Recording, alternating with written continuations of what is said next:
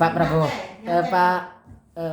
Pak Rahmat, cerita pertama kali bisa gabung Gerindra bagaimana dulu ceritanya? Belum. Yuk. Oke. 1, 2. Yuk.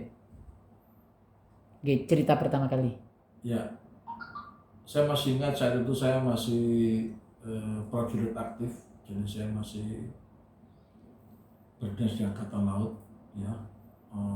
Ya kita waktu itu hanya punya waktu itu bisanya hanya mengikuti situasi politik negara ini atau bangsa ini dari menonton TV, ya. Dari menonton TV. Nah, dari tontonan itu terutama yang menginisiasi saya untuk terjun ke dunia politik pada saat itu saya melihat, ya, saya mendengar dari berita TV itu bahwa agama Islam, terus kemudian para kiai, terus kemudian para tokoh-tokoh agama Islam ini sudah mulai degradasi, gitu ya. Ada upaya untuk mendegradasi. Terus kemudian juga waktu itu saya lihat adanya pertentangan syariat atau prinsip di dalam pilkada ibu kota itu. Ya intinya jiwa saya, hati saya sebagai seorang muslim, sebagai seorang warga NU juga itu, ya, prihatinlah atas situasi bangsa negara saat itu. Nah, ini saya merasa terpanggil, ya. Terus kemudian kenapa pilihan saya jatuh ke Gerindra? Saat itu kan banyak sekali partai politik, ya. Untuk kita bisa terjun ke politik, ya, untuk bisa mewakili rakyat, bisa menyuarakan rakyat, yang kita memang harus terjun ke politik melalui partai politik. Nah, dari sekian partai politik ini saya lihat yang satu visi misi dengan saya itu hanya Gerindra saja. Karena kan waktu itu saya lihat Gerindra ini partai baru. Kemudian saya lihat Gerindra ini partai nasionalis tapi religius, gitu. Kan waktu itu saya lihat banyak tokoh-tokoh agama kan juga merapat ke Gerindra. Terus kemudian kalau partai-partai yang lain ada yang partai yang memang menekankan pada sisi religius, ada yang menekankan hanya nasionalisme saja. Ya, saya lihat ini di Gerindra ini semuanya kompleks ada di sana. Anda mau nasionalis, Anda mau religius, ada di sana juga. Kemudian kalau kita bicara soal ajaran Marhen yang diajarkan oleh Pak Soekarno, artinya Marhen itu kan sama dengan identik dengan tani atau pertanian, kan. Nah, kan Pak Prabowo ini kan juga dulu kan ketua HTI, Himpunan Tani Indonesia juga. HKTI. Nah, Pak Prabowo kan gitu. Artinya ada juga di Gerindra. Jadi lengkap, gitu. Ini kenapa tujuan saya yang menginisiasi saya sudah, terus kenapa pilihan juga sudah. Dan hari ini ya alhamdulillah saya memang sudah masuk di dalam wadah Gerindra. Dan saya lihat masih Pak Prabowo masih pemikirannya masih sesuai yang saya harapkan, sesuai yang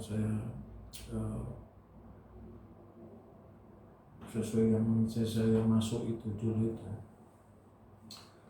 Artinya beliau pemikirannya memang betul, pemikirannya hanya nasionalis, hanya berpikir kepada bangsa negara, hanya berpikir gimana caranya memang rakyat ini bisa sejahtera, negara ini makmur. Pemikirannya hanya itu hari ini.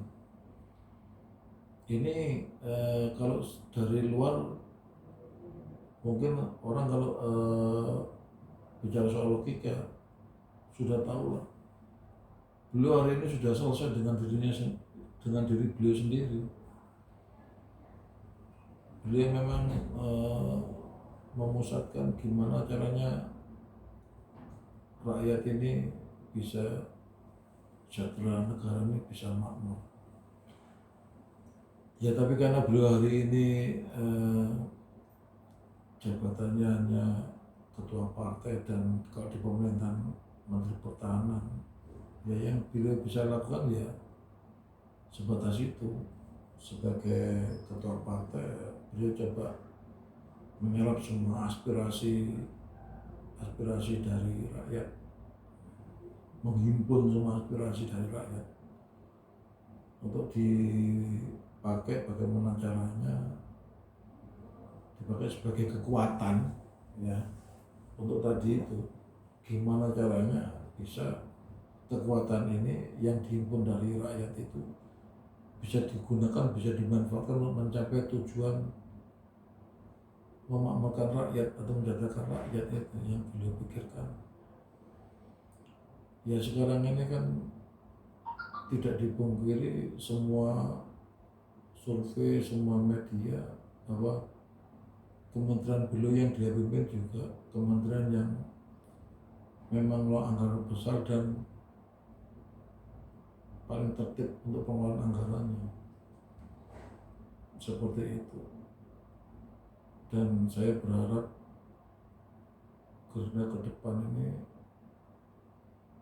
tetap memegang teguh pada visi misinya, yaitu menghimpun kekuatan rakyat demi digunakan mencapai tujuan untuk mensejahterakan rakyat ya, dengan cara mengamalkan atau mempertahankan Pancasila, Undang-Undang Dasar 1945 secara murni dan kesesuaian. Saya kira itu. Siap. Hari ini ulang tahun Gerindra yang ke-14. Selama Pak Rahmat Muhajirin masuk hampir 3 tahun ini, yang difahami Gerindra hari ini semacam apa setelah ada di dalamnya? Setelah juga menjadi anggota dewan, apa memang sebagaimana yang dibayangkan dahulu? Ya, ternyata bahwa kita ini wakil rakyat kalau di parlemen itu bisa menyampaikan aspirasi rakyat secara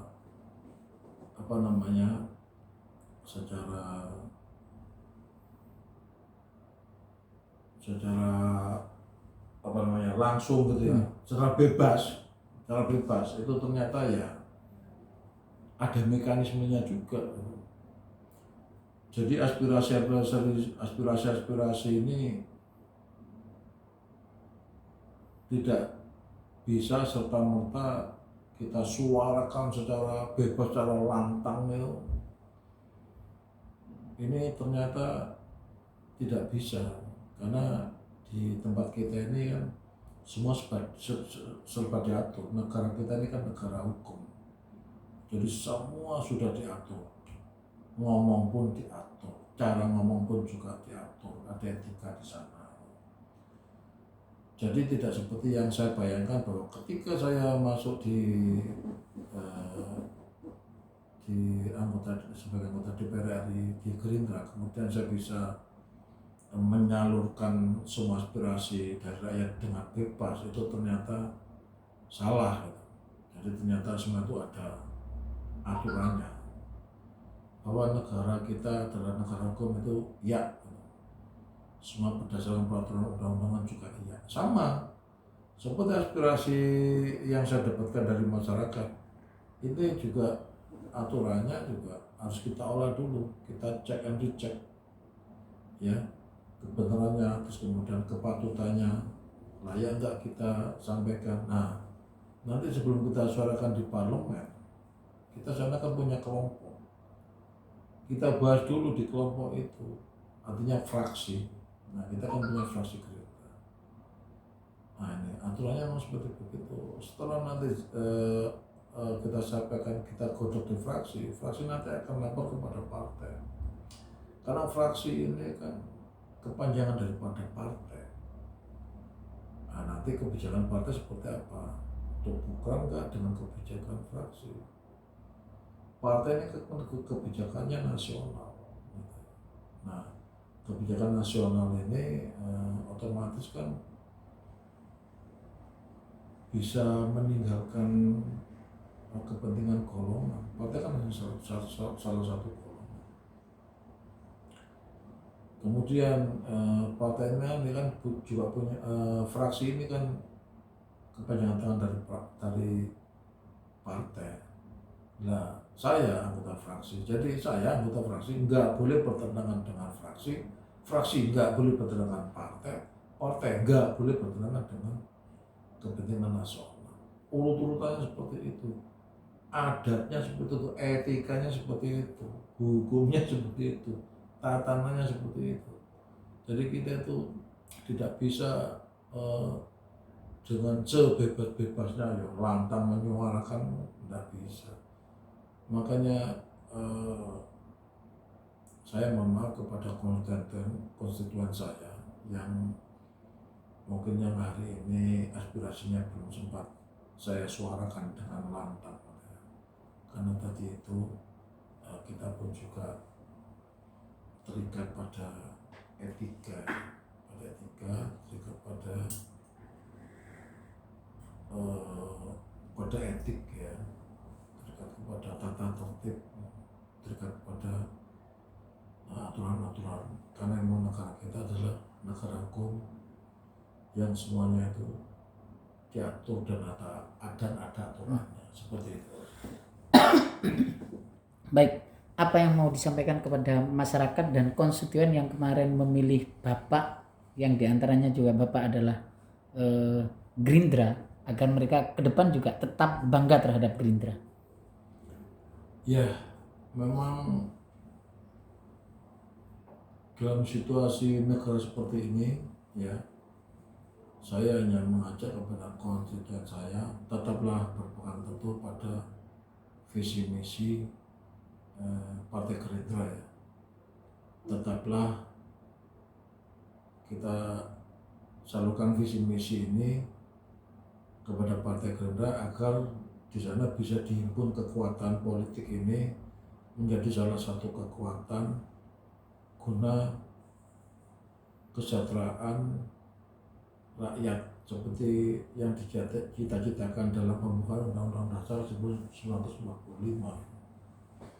bahwa negara ini kan dibentuk untuk mensejahterakan rakyat, bukan negara ini dibentuk untuk membebani rakyat, bukan. Contoh membebani rakyat dengan pajak contohnya. Ini kan kalau menurut saya sudah keluar dari cita-cita pembukaan Undang-Undang Dasar, begitu ya. Negara kita itu negara kaya, ya kan? Nah, negara itu negara kaya, terus kemudian gimana caranya negara mengolah kekayaan alam tersebut untuk kepentingan rakyat gitu. Jangan dibalik, gitu loh ya. Jangan dibalik. Negara ini perlu hidup. Gimana caranya negara ini hidup? Ya rakyat harus bayar pajak. Nah, ini kan dibalik ini. Makanya tadi saya sampaikan hari ini partai politik yang masih konsekuen menghimpun kekuatan rakyat untuk kepentingan kemampuan kesejahteraan rakyat, itu hari ini saya lihat hanya Gerindra aja. Saya lihat seperti itu. Saya yakin kalau seandainya di 2024 Pak Prabowo bisa menyalonkan presiden dan jadi presiden, hal itu akan terwujud. Artinya bahwa negara ini didirikan, dibentuk untuk kemakmuran, untuk kesejahteraan rakyat, itu insya Allah akan terwujud. Tidak yang kita rasakan atau yang orang rasakan bahwa hari ini ya negara ini dibentuk atau negara ini jangan itu ya, nanti bahaya. Mungkin nanti tak edit untuk kelompok atau golongan tertentu. Bukan sekarang ini kan apa, pajak kan Dibesarkan, rakyat iya, kan ditekan. pajak di mana-mana kan. Lah ya itu. Kan ini kan terbalik gitu. Iya kan? Iya. Ulang lagi pertanyaan Pak Zul. Baik. Menurut Bapak, peran Partai Gerindra untuk benar-benar membela masyarakat, memakmurkan masyarakat hari ini walaupun tidak secara keseluruhan, bukti konkretnya di mana? Ya. Bukti konkretnya adalah contoh seperti kemarin, bahwa yang dalam waktu dekat kemarin ya, kan ada masalah perihal harga minyak goreng, ya, masalah minyak goreng gitu kan. Ya tidak kurang dari pimpinan kita sendiri, yaitu Bapak Muzani, kemudian Pak Muzani sebagai Sekjen di Gerindra, juga sebagai Ketua MPR RI, yang juga sebagai Ketua Fraksi Gerindra di DPR RI, kan sudah menyampaikan ya,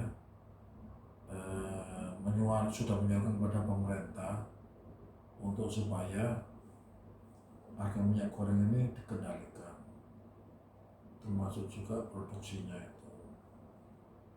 Tidak kurang juga dari Pak Dasko, Ketua harian kita, yang juga Ketua DPR, Wakil Ketua DPR RI, juga menyuarakan yang sama juga. Jadi konkretnya, setiap kali ada masalah di rakyat, baik itu yang kaitan dengan ekonomi, kaitan dengan kesehatan, kaitan dengan tenaga kerja, kaitan dengan peraturan perundang-undangan yang melindungi dan mengikat rakyat, ini Gerindra itu selalu di depan. Ini bisa dicek dari pernyataan-pernyataan di gedung DPR RI. Ini yang banyak bersuara kan Wakil Ketua DPR RI dari Gerindra, Pak Sufmi Dasko, Pak Dasko. Ini adalah langkah konkret. Jadi kami sampaikan, kita sebagai partai politik hari ini, ya kita bisanya hanya menghimpun kekuatan politik dan menyuarakan. Ini sudah dilakukan. Kalau untuk langkah real konkretnya, ya hari ini kita hanya bisa di bidang pertahanan, karena memang ketua umum kita kan membidangi pertahanan atau jadi menteri di Departemen Pertahanan, Kementerian Pertahanan. Langkah konkretnya di sana, di mana Pak Prabowo hari ini sebagai Menteri Pertahanan ya, dan juga sebagai Ketua Umum, ini coba mengembalikan lagi kedaulatan negara lewat angkatan perangnya. Pak Prabowo sudah melakukan terobosan-terobosan, baik pengadaan alutsista, ya, kemudian teknologinya juga sudah melambung kemana-mana. Dan insya Allah nanti beberapa tahun ke depan, apa yang dibayangkan Pak Prabowo ini akan terbukti ya, bahwa kita akan berdaulat di negeri sendiri, kita akan berdaulat di tingkat regional Asia. Bahkan nanti kita akan tunjukkan bahwa kedaulatan kita seperti zamannya Pak Soekarno dulu, di tingkat dunia, sehingga tidak ada kekuatan yang mengancam kita. Seperti hari ini kan kita di PBB itu masih terancam oleh isu-isu Papua. Ya kenapa?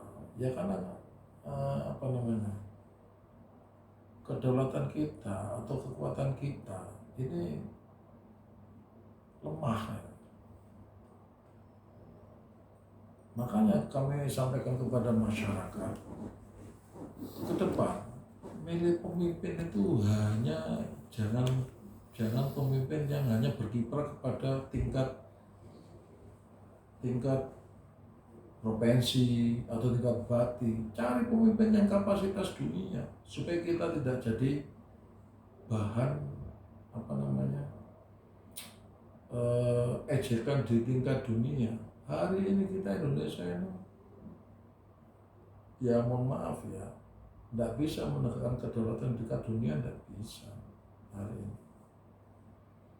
Coba aja, ke depan coba cari pemimpin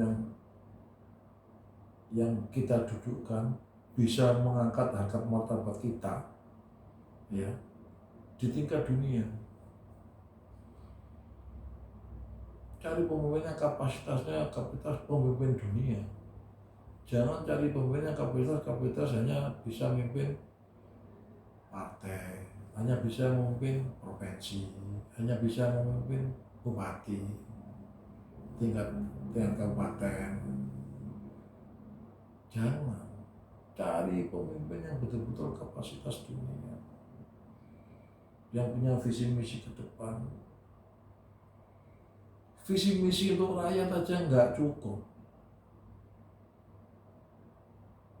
Visi misi desain untuk rakyat, harus juga visi misi untuk bangsa dan negara ini.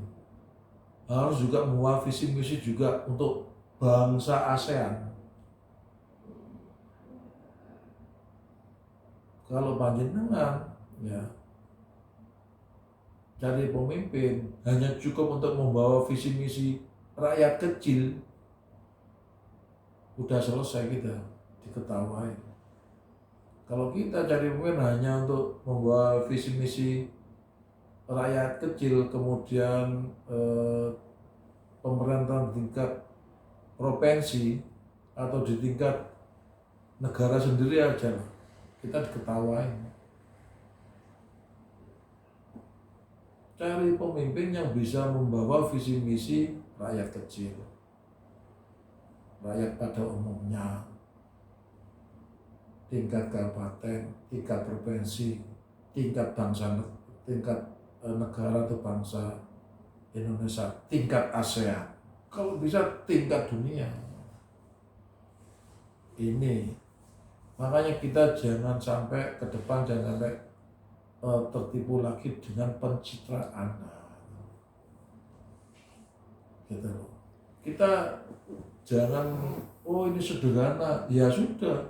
Kalau saya memilih sederhana, ya sudah, nanti pemimpinnya ya sederhana. Bicara karena saking sederhananya nggak mampu bicara di tingkat regional ASEAN, nggak mampu bicara tingkat dunia.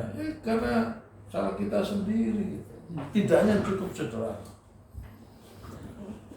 Setuju? Setuju.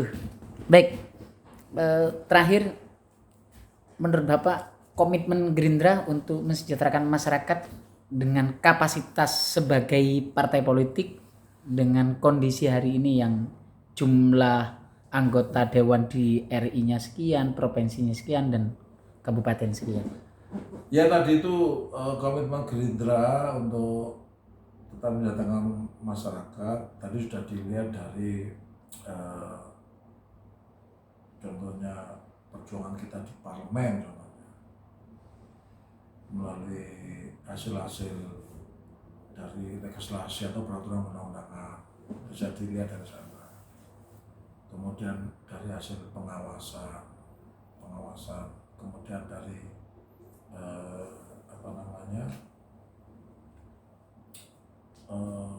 alokasi anggaran kita lebih banyak menitik beratkan memang yang berpihak kepada kesejahteraan rakyat. Kemudian kalau di real di lapangan, kita kan hari ini bisanya kan bisa dilihat dari prestasi yang di parlemen. Kalau di pemerintahan, walaupun kita menentukan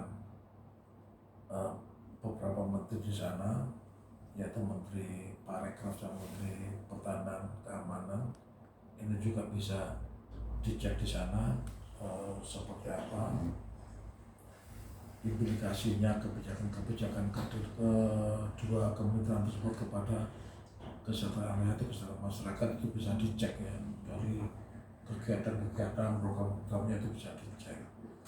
Kemudian dari personal sendiri seperti partai ya, anggota dewannya baik di pusat maupun daerah, kemudian pengurus partainya baik di pusat maupun di daerah, ini juga berperan aktif dalam rangka meringankan beban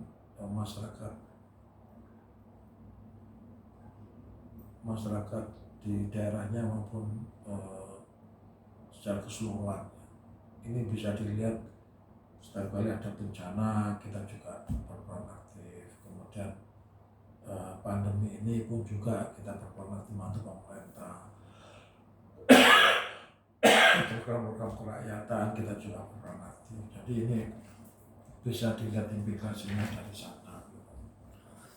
Setelah masuk ke Partai Gerindra tentu ada sebuah diklat yang kemudian ditempa sebagai bekal ketika siapapun menjadi anggota DPR dari Partai Gerindra. Tidak hanya itu, biasanya politisi Gerindra juga dibekali itu.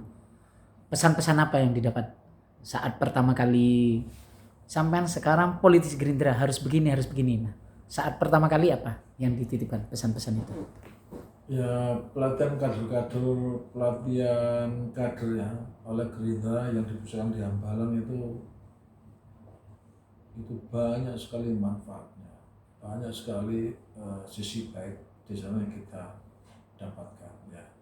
Contoh aja ya, kita tahu bahwa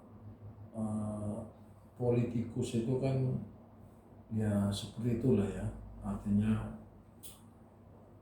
apa namanya ya, kebanyakan kan individualismenya yang nongol, egonya juga nongol ya. Tapi kalau kita itu masuk di Gerindra, di pelatihan kader Gerindra itu, ini hilang. Tapi yang ada rasa kebersamaan. Gitu. Kenapa? Kita di sana tuh diajari untuk disiplin di semua bidang. Ya, disiplin ini fisiknya ya, tapi arahnya nanti ke komitmen, itu arahnya nanti ke pemikiran atau ke ini, itu namanya akan menurunkan komitmen yang bagus. Jadi di Hambalang sana itu diajarkan disiplin dulu, rasa kebersamaan gitu. Nanti dari sana akhirnya kader-kader yang dilatih itu akan timbul satu kesatuan, artinya komitmen. Tidak gampang janji, kalau janji pasti ditepati itu, karena tadi itu. Jadi kita dimasukkan di sana, kita dinolkan dulu nih, pemikirannya dinolkan dulu. Makanya kita nggak boleh keluar toh. Fokus di sana berapa hari itu. Misalnya pikiran kita dinolkan dulu, kita nggak boleh mikir apa-apa dulu, dinolkan dulu, kemudian baru kita diisi oleh isme yang tentunya tadi yang saya sampaikan ya. Di sana kita kan menganut, karena ini kan partai yang nasionalis dan religius. Jadi Anda pemahamannya mah Islam, jadi orang Islam yang taat, bangun pagi, sholat subuh, nanti selesai kegiatan siang, duhur dulu, istirahat sebentar, kemudian asar, maghrib. Nasrani yang taat. Waktunya kebaktian, ini yang taat. Di Hambalang sana itu lengkap tempat peribadatan. Ada untuk orang Muslim, ada untuk orang Nasrani, ada untuk orang Hindu. Gitu loh. Jadi kita dimasukkan sana, pemahaman-pemahaman yang kita punya itu dinolkan dulu, kemudian dibangkitkan lagi, gitu. Dibangkitkan lagi, dipupuk lagi. Yang paling nampak perubahannya di apa misalnya? Di perilaku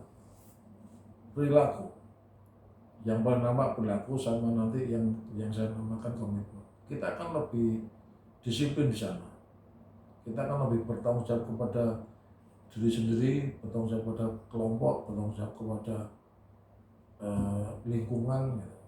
Menurut Pak Rahmat, setelah hari ini pernah ikut diklat itu, juga menjadi bagian pimpinan tertinggi di partai karena juga Wasekjen, Gerindra yang baik itu, seorang kader Gerindra yang baik menurut Pak Rahmat yang bagaimana? Ya tadi itu kita di sana itu, kita yang orang dewan ya, kita yang terjun politik, ditanamkan bahwa kita ini bukan seorang politikus, tapi kita ini pejuang politik. Itu yang selalu ditekankan. Kalian ini, kalau Pak Prabowo itu sampaikan, kalian itu bukan politikus, bukan seorang politikus, tapi kalian adalah pejuang politik. Oke, itu Pak Prabowo sampaikan. Nah, ini yang ditanamkan di sana itu. Apa artinya perjuangan politik? Ya, berjuang untuk rakyat tadi itu. Dan diharapkan terus berjuang sampai dengan tujuan untuk rakyat, bahwa rakyat itu harus sejahtera, harus makmur itu tercapai. Sebelum itu tercapai, kita tidak boleh berjuang. Jadi kita ini pejuang politik hanya satu. Yang kita perjuangkan hanya siapa? Rakyat. Gimana caranya rakyat itu makmur? Gimana caranya itu rakyat sejahtera? Ini yang ditanamkan di Hambalang itu. Ya, satu lagi yang beliau sampaikan yang ditanamkan orang, ya, bahwa kita harus selalu ada di tengah-tengah rakyat, timbul tenggelam bersama rakyat. Kalau rakyat susah, kamu harus ikut susah. Kalau rakyat senang, ya silakan kamu mulai senang. Tapi kita nggak boleh mendahului senang dulu sebelum rakyat senang. Makanya Pak Jun kan hari ini kan kenal saya udah lama, ya. Kan Pak Jun tahu bagaimana setelah saya 3 tahun ini masuk partai. Ya, semua yang disampaikan Pak Prabowo saya jalani. Saya selalu ada di tengah-tengah rakyat. Saya timbul tenggelam bersama rakyat. Rakyat mau tenggelam, saya ikut tenggelam. Rakyat mau timbul, saya ikut timbul. Hari ini pun saya juga nggak berhenti berjuang. Gimana caranya rakyat saya itu minimal konstituen saya itu gimana caranya bisa sejahtera, bisa makmur, kan begitu Pak Jun. Ucapkan untuk ulang tahun Gerindra yang ke-14. Moga. Ya, kepada Partai Gerindra saya ucapkan dirgahayu yang ke-14. Selamat berulang tahun yang ke-14 pada 6 Februari 2022. Saya doakan semoga Ketua Umum yang sekaligus Ketua Pembina Partai Gerindra Bapak Haji Prabowo Subianto tetap diberi rahmat, taufik, hidayah oleh Allah Subhanahu wa Ta'ala, tetap diberi kekuatan, tetap diberi sehat dan lancar dalam melaksanakan tugas-tugasnya, baik memimpin partai maupun memimpin Kementerian Pertahanan Keamanan.